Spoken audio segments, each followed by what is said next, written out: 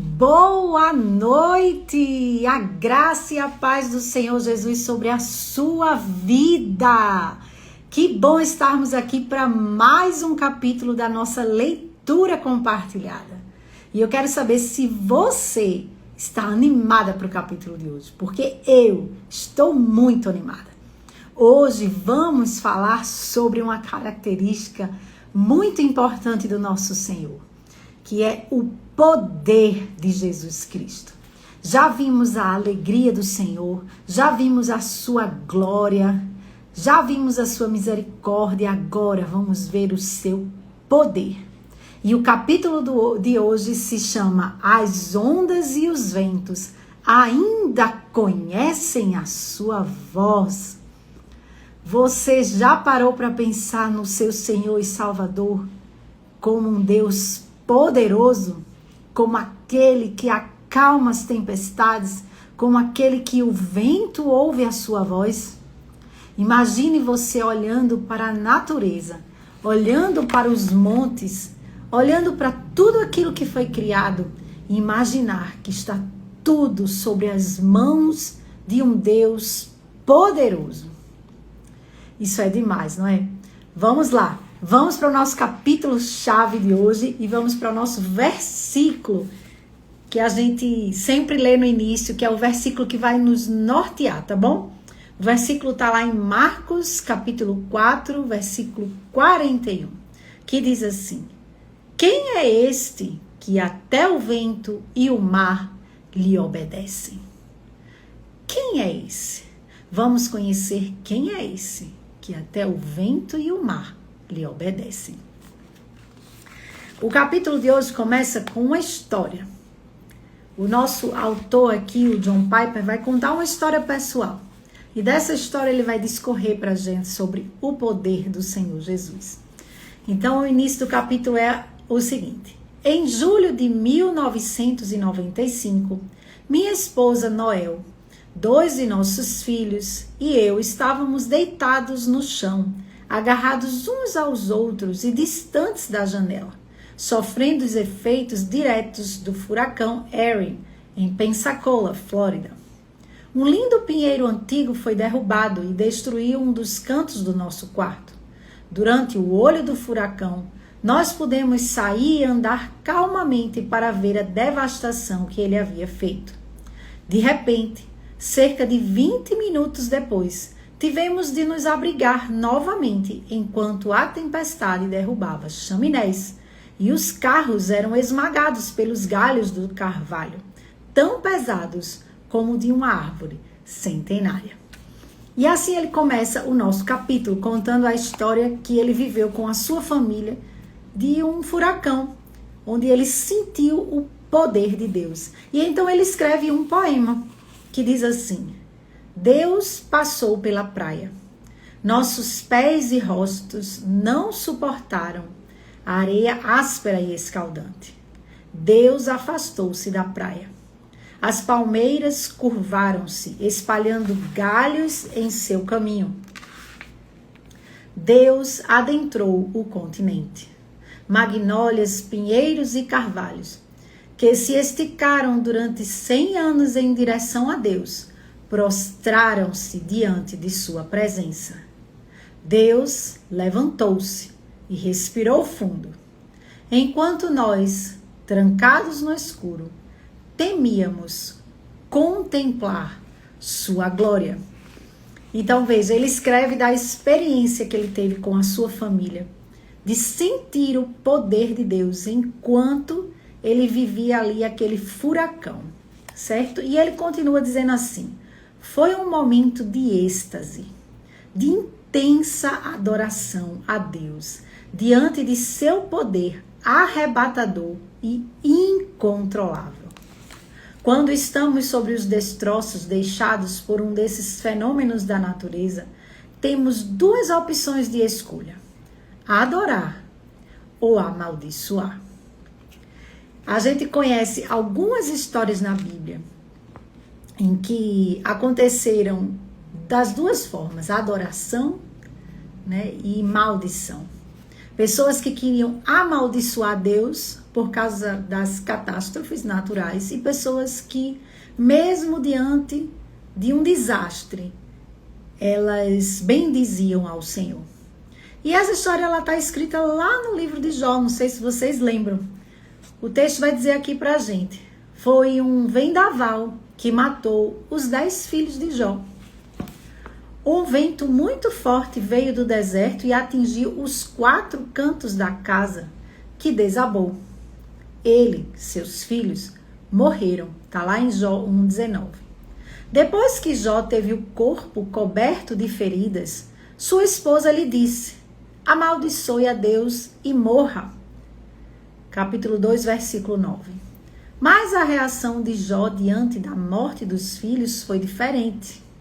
Ao ouvir isso, Jó levantou-se, rasgou o manto, rapou a cabeça. Então prostrou-se rosto em terra, em adoração, e disse: o Senhor o deu, o Senhor o levou. Louvado seja o nome do Senhor.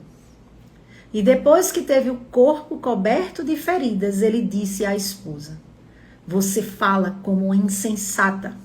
Aceitaremos o bem dado por Deus e não o mal? Então veja, a gente vê aqui 2 personagens na Bíblia que têm ações diferentes diante da grandeza de Deus, demonstrada de uma forma tão brutal, né? E a gente tem a esposa de Jó, que diz a ele: amaldiçoa teu Deus e morre. E tem o próprio Jó que diz assim: a gente vai receber o bem de Deus e não vai receber o mal? Bendito seja o nome do Senhor em qualquer circunstância. Veja, mulher, como está o seu coração hoje. Pare para pensar um pouquinho e imagine a cena da sua vida, aquilo que você vive, a catástrofe que aconteceu na sua vida, o desmantelo, aquilo que bagunçou a sua vida, que lhe deu uma sensação de desespero. Quando você olhou para aquilo, qual foi a reação do seu coração? Foi a reação da esposa de Jó ou foi a reação de Jó? Então você precisa hoje analisar seu coração, pensar a respeito disso. Será que você, diante do poder expresso de Deus, você o amaldiçoa ou você o adora? A gente só tem 2 escolhas, só existem 2 caminhos. As 2 escolhas são: ou a gente amaldiçoa ou a gente adora. E você? Que caminho você vai escolher? Você vai escolher amaldiçoar a Deus ou você vai escolher adorar a Deus? Independente daquilo que você vive. Você vai adorar a Deus no meio do sofrimento? Sabe quando é que a gente adora a Deus no meio do sofrimento? Quando a gente entende quem a gente é e quem Deus é. Quando a gente não entende essa relação de quem nós somos e de quem Deus é, a gente não consegue adorar a Deus no meio do sofrimento. Porque a gente vai se achar muito digno de bondade e de algo bom na nossa vida. E a gente vai querer requerer de Deus isso. Que Deus tem que fazer alguma coisa para que a nossa vida dê certo e para que tudo fique bem. Nós queremos ser deuses em nossas próprias vidas. Queremos o tempo todo determinar o que é bom para a gente. A gente esquece que só existe um Deus e que Ele é quem sabe o que é bom para a gente. Então o texto continua aqui. Tanto o mal como o bem, e não somente o bem, são obras de Deus e fundamentos de adoração ao Senhor. Mais adiante, no livro de Jó, Eliú diz claramente: a tempestade sai da sua câmara. O sopro de Deus carrega de umidade as nuvens e entre elas espalha os seus relâmpagos. Ele as faz girar, circulando sobre a superfície de toda a terra, para fazerem tudo o que ele lhes ordenar. Ele traz as nuvens, ora para castigar os homens, ora para regar a sua terra. Escute isto, Jó. Pare e reflita nas maravilhas de Deus. Ora, esse texto poderia ter sido colocado o nosso nome, não é verdade? Quando ele fala aqui, escute isto, Jó. No lugar de Jó, coloque seu nome nesse texto e pense o quanto você precisa ouvir esta verdade. O quanto você precisa ouvir que esse Deus é o que sustenta tudo na palma da sua mão. Que faz chover sobre maus e bons. Que traz chuva para regar a terra, mas também traz chuva para destruir a terra. Então, Deus tanto traz chuva para o bem, como chuva para o mal, como foi na época do dilúvio, lá em Noé. Então, veja, tudo Deus faz como lhe apraz. Eu só consigo adorar a Deus se eu entender, em primeiro lugar, que Ele é Deus no meio do caos. Que Ele não perde o controle no meio do caos. A gente é que acha que Deus perde o controle. A gente é que fica desesperado, mas Deus não. Deus não perde o controle em nenhuma situação. E o texto continua aqui. O Salmo 29 descreve e comemora esta maravilha, a tempestade. Veja o que o Salmo diz. O Deus da glória troveja. A voz do Senhor é majestosa. A voz do Senhor quebra os cedros. A voz do Senhor despe as florestas. E no seu templo todos clamam glória. A natureza, a criação, grita glória. Nós, seres humanos, somos os únicos seres criados que nos recusamos a dar glória ao Criador. Você já parou para pensar nisso? Toda a criação diz glória ao Senhor e obedece a sua voz. Os ventos obedecem a sua voz. Os mares obedecem a sua voz. Mas nós teimamos em obedecer ao Senhor. Nós somos difíceis em obedecer ao Senhor. Toda a criação obedece a Ele. Mas nós temos dificuldade de obedecer a Deus. É a glória de Deus que com seu braço poderoso domina o vento e o trovão. O Senhor é grande. O Senhor faz tudo o que lhe agrada nos céus e na terra. Envia os relâmpagos que acompanham a chuva e faz que o vento saia dos seus depósitos. Salmo 135. Louvem o Senhor, vocês que estão na terra. Serpentes marinhas e todas as profundezas, relâmpagos e granizo, neve e neblina, vendavais que cumprem o que ele determina. Portanto, não é de admirar que quando Cristo veio ao mundo, toda a natureza se tenha curvado diante da sua autoridade. Ele deu uma ordem e o vento lhe obedeceu. E os discípulos maravilharam-se diante disso e o adoraram. Levantou-se um forte vento e as ondas se lançaram sobre o barco. Ele, Jesus, se levantou, repreendeu o vento e disse ao mar: aquiete-se, acalme-se. O vento se aquietou e fez-se completa bonança. Eles, os discípulos, estavam apavorados e perguntavam uns aos outros: quem é este que até o vento e o mar lhe obedecem? Uau, esse texto é maravilhoso, não é? Vejam, os discípulos estavam vendo ali o poder de Deus expresso através de Jesus.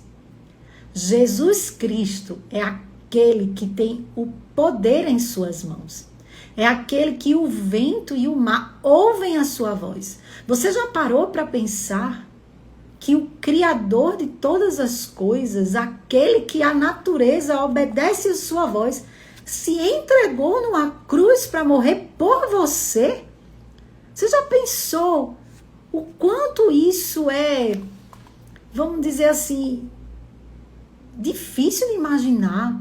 O quanto isso é nebuloso, né? O quanto essa verdade ela nos espanta, porque é um Deus poderoso. Não é qualquer pessoa, não é qualquer mestre, não é qualquer homem. É Jesus, o Deus poderoso, que o vento e o mar ouvem a sua voz. A cruz é um escândalo. É um escândalo.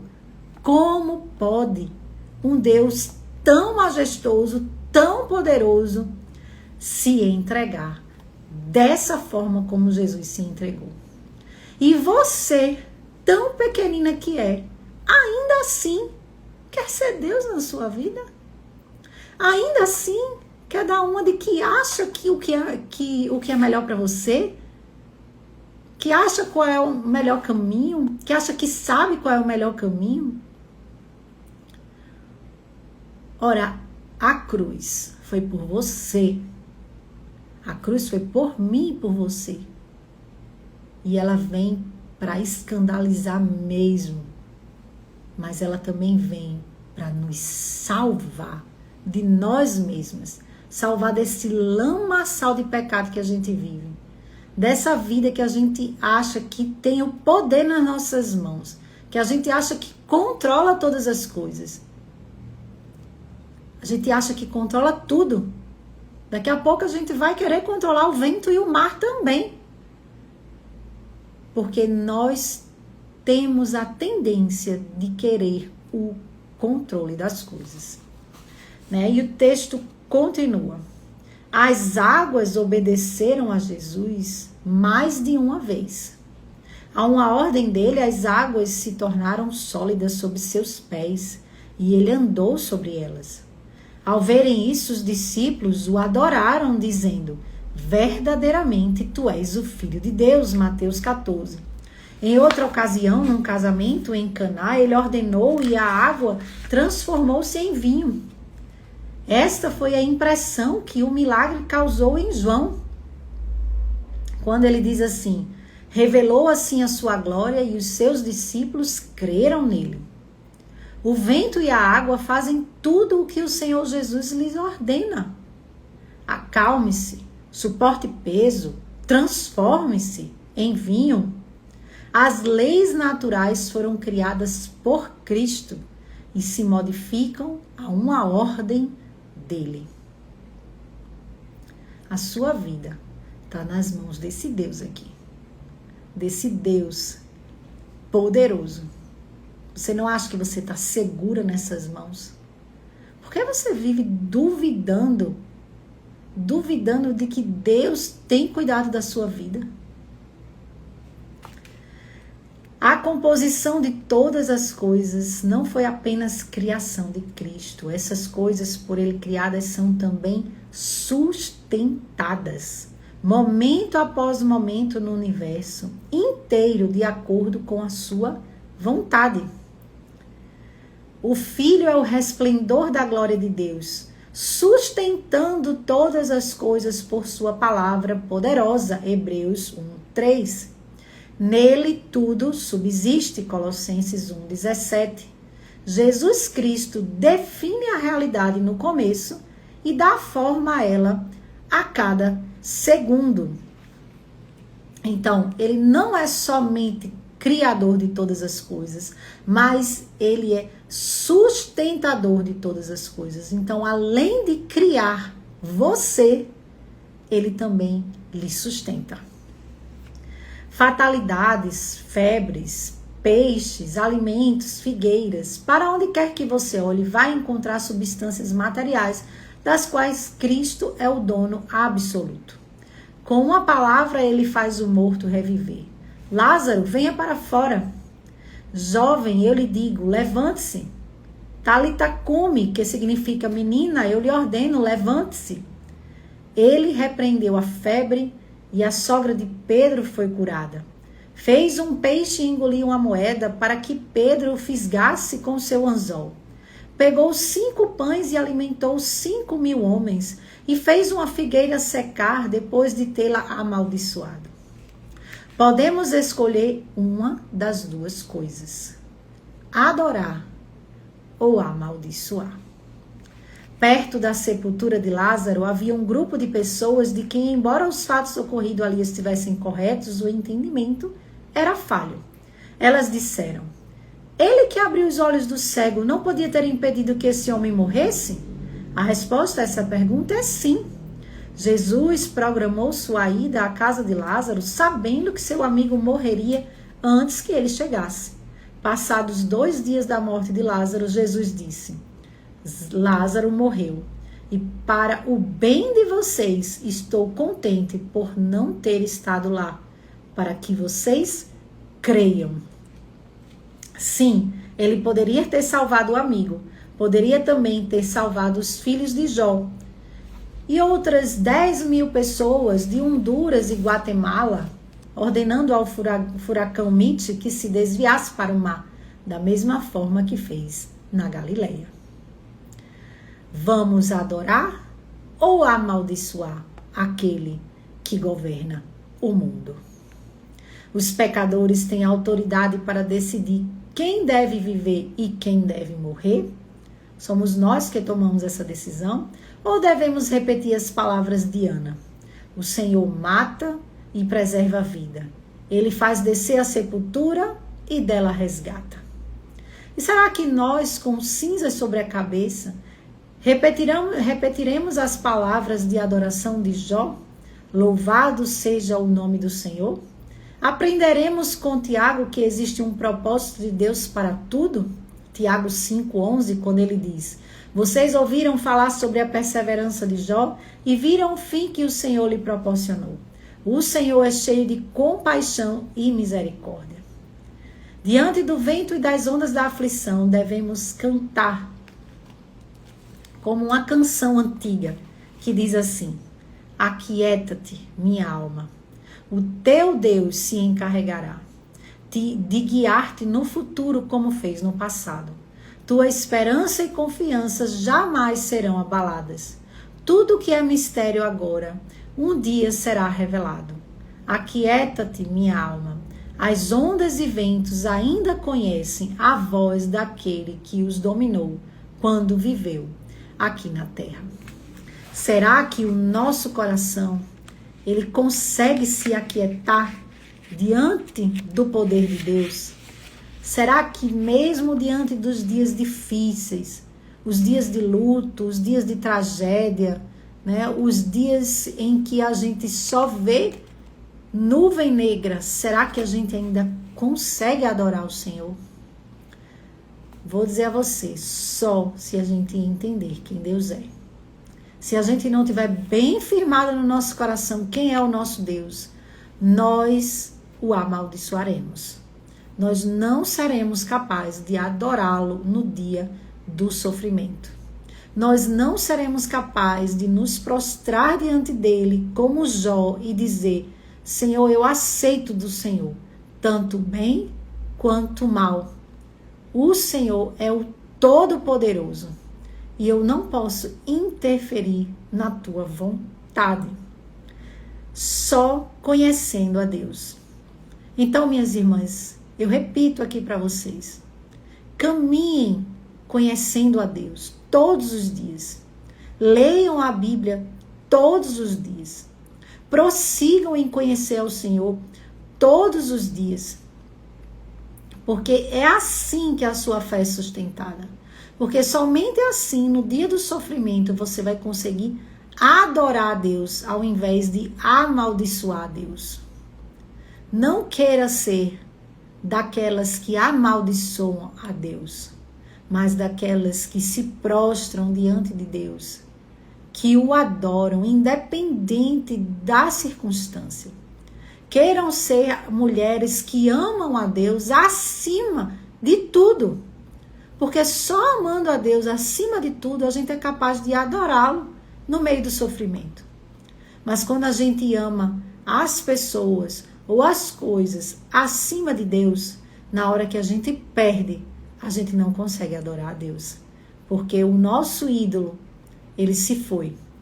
E quando a gente fica sem o nosso alvo de adoração, a gente amaldiçoa a Deus.